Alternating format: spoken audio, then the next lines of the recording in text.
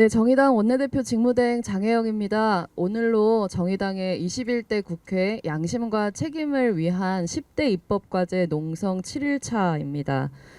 조금 후 오전 10시에 윤석열 대통령의 취임 2주년 기자회견이 열릴 예정입니다. 오늘 기자회견에서 윤석열 대통령이 저출산 대책과 함께 지난 2년간 국정 운영의 성과와 남은 3년간의 국정 운영 청사진을 제시할 것이라고 알려져 있습니다.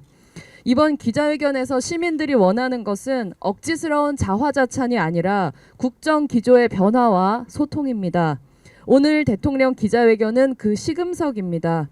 국정 기조 변화의 기준은 명확합니다. 우선 지난 2일 국회를 통과한 최상병 특검법을 수용하는 것입니다. 최상병 특검법의 수용은 윤석열 정부가 시민의 생명과 안전을 우선하는 정권인지 아니면 자기 권력의 보위만을 우선하는 정권인지를 가늠하는 바로미터입니다.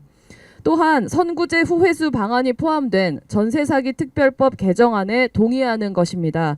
지난 5월 1일 대구의 전세사기 피해자 대책위에서 활동하던 피해자 한 분이 또다시 세상을 떠났습니다. 그 유서에 이런 내용이 있습니다. 빚으로만 살아갈 자신이 없습니다. 저는 국민도 사람도 아닙니까? 너무 억울하고 비참합니다. 저도 잘 살고 싶었습니다. 현행법상 피해자도 아닌 피해자 등으로 분류됐던 이분에게 국가가 해준 대답은 대출뿐이었습니다. 현행법상 피해자들을 절망의 늪에서 구할 수 없습니다. 선구제 후회수 방안에 대해서 지속적으로 부정적인 입장을 견지해온 윤석열 정부의 태도는 반드시 달라져야 합니다. 민주유공자법에 대한 입장 변화도 필요합니다.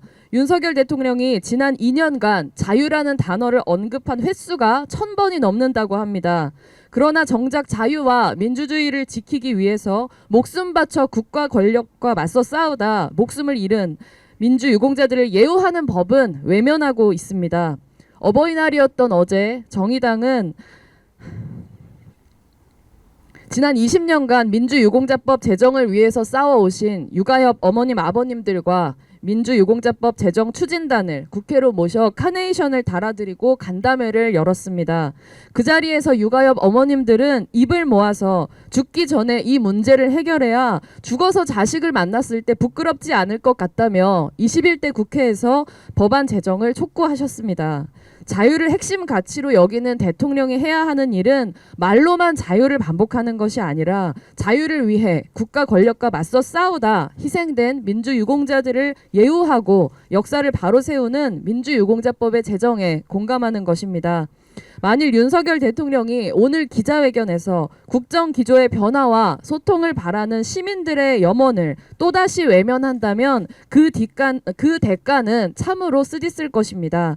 수많은 시민들의 마음을 모아 정의당은 윤석열 대통령에게 다시 한번 요구합니다. 국정 기조를 전환하고 야당과 책임 있는 소통에 나서십시오. 이상입니다.